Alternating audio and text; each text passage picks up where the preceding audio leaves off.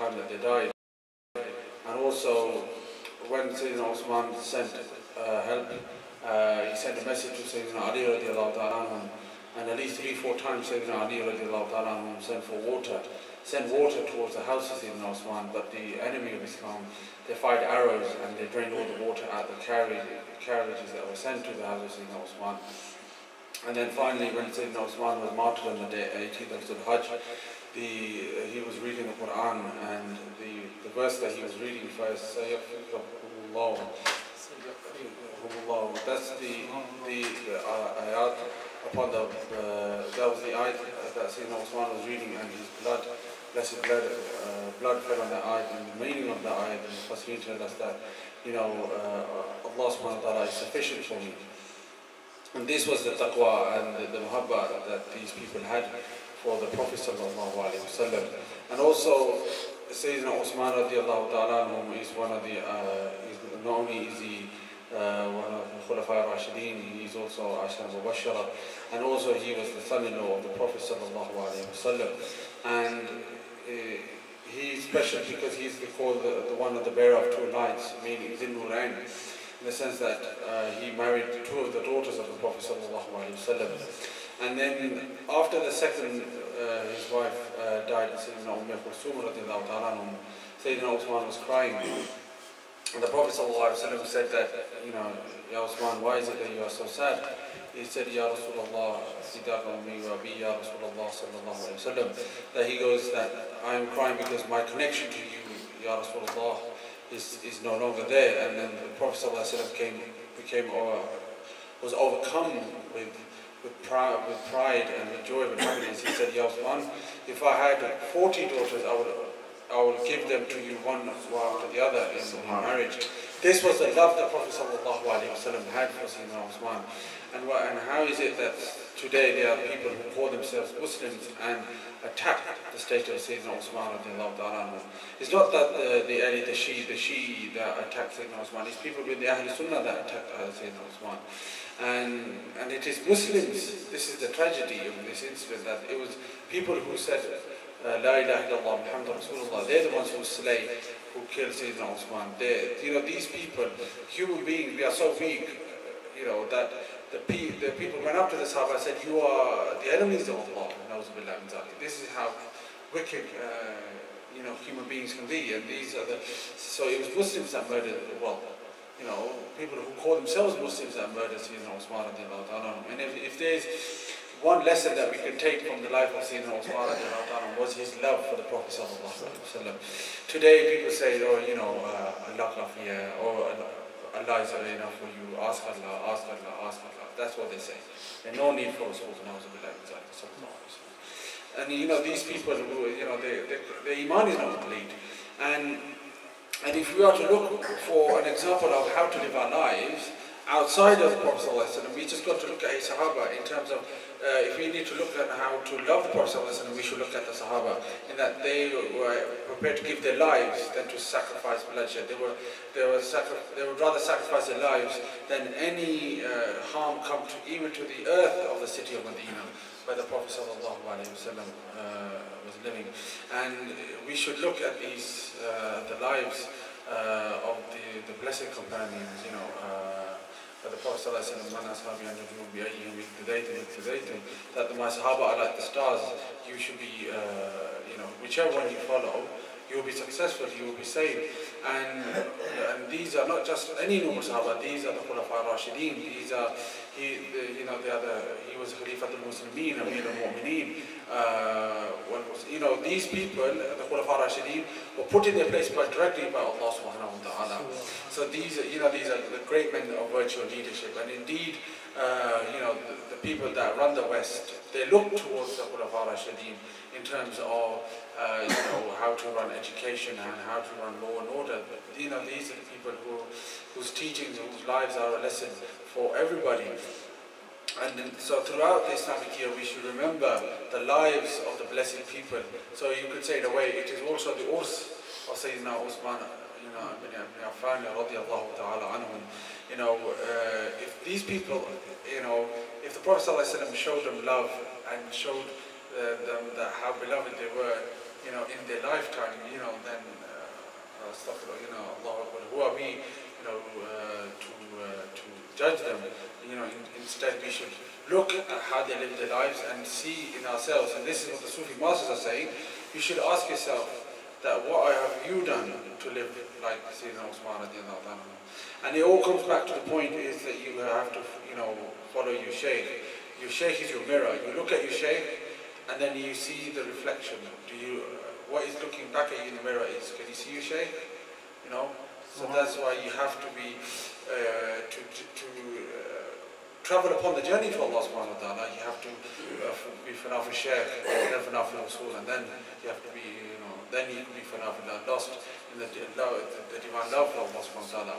And just to finish off, we are sitting, under the spiritual guidance and the physical guidance of the Khwaja Ghanem, the Naqshbandi Mujaddid Tariqa, and you just have to look at that. For example, as a Khwaja Muhammad Sadiq Maulvi radiallahu ta'ala, he's been about 70 years since they passed away, and yet their great-grandchildren are still strong, are still carrying the flag, and they are the physical embodiment of the original Sufi master. So that's how strong the message is.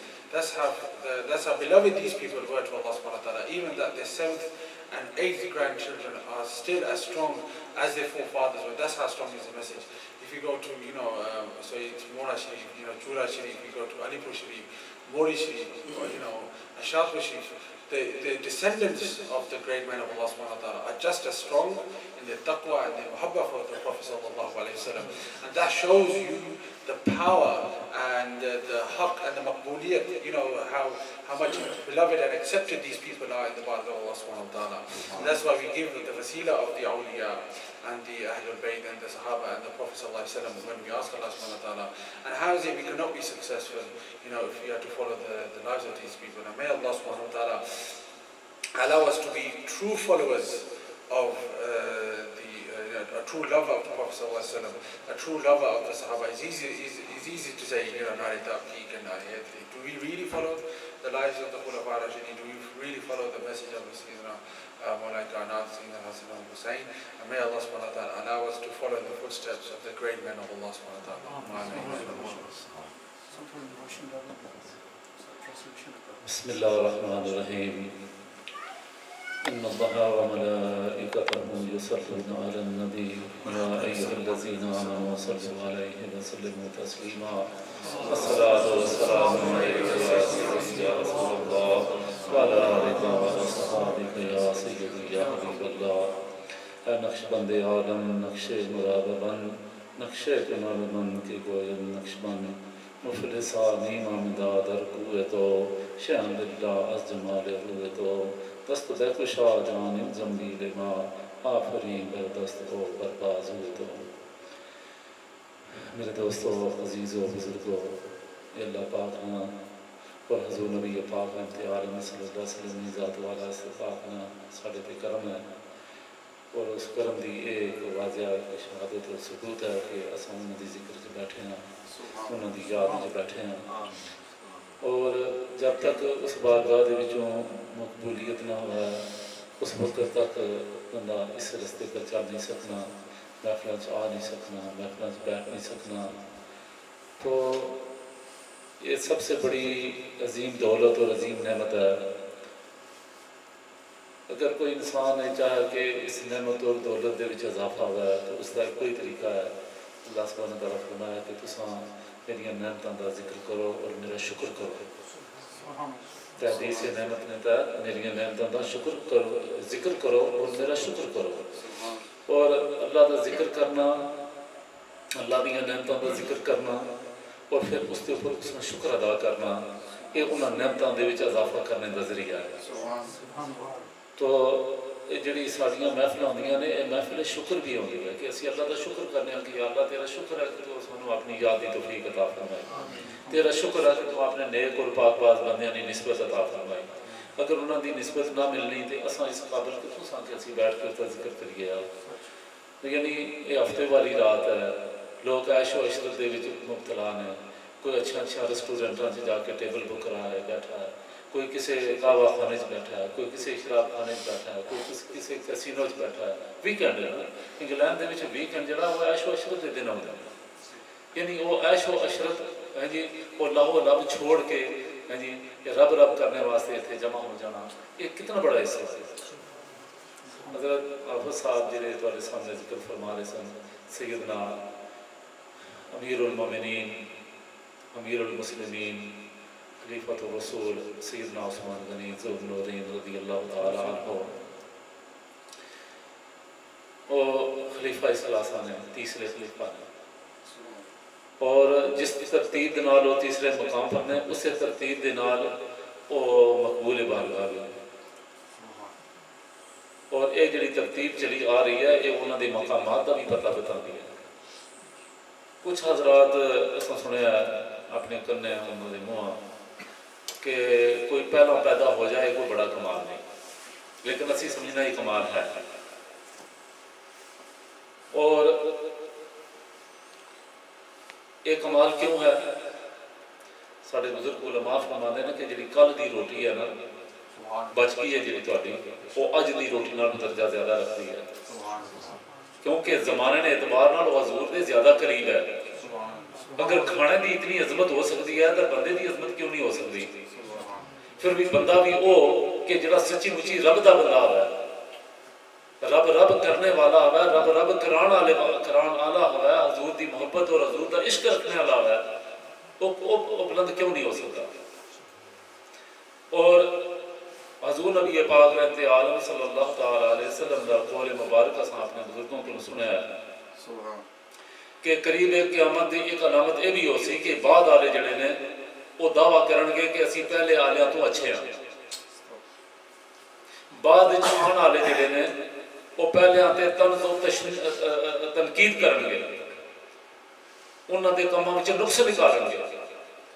ایک لمحہ فکری ہے سانو اپنی مجلساں دے اندر جنہ لوگوں کا سارے تعلقات نے، جنہوں کو اسی اٹھنے بیٹھنے ہاں، جنہوں نے پیچھے نمازاں پڑھنے پڑھانے ہاں، جنہوں دے نال ساڈا مرنا جینا رسم و رواج دے جنہ لوگوں کا ساڈا برتن برتاؤ ہے، انہاں چ دیکھو کہ ایسے اعمال کرنے والے لوگ کون ہیں.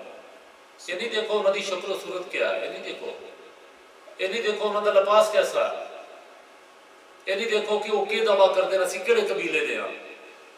تسی یہ دیکھو کہ اللہ اور اس کے رسول دی محبت دے وچوں کتنے مخلص نے، اللہ اور اس کے رسول دے مشن دے نال کتنی انہوں نے اندر وفا ہے، انہوں نے اندر کتنی تابعداری ہے، انہوں نے اندر عاجزی کتنی ہے، انہوں نے اندر انکساری کتنی ہے. ساڑھے مرشد پاک فرمایا کرتے سن کہ جس پر انسان مر جائے گا اللہ دی بارگاہ سے پیش ہوئے گا، وہ دیکھو یہ نہیں پوچھا جائے گا کہ تو کیڑی یونیورسٹی دا فارغ تحصیل ہے، تیرے کول کیڑے درس دی سند ہے، تیرے کول فلاں درس دی سند کیوں نہیں، تیرے زمانے فلاں بڑا عالم سی اودی تو صحبت کیوں نہیں اختیار کی تھی. یہ نہیں پوچھا جائے گا.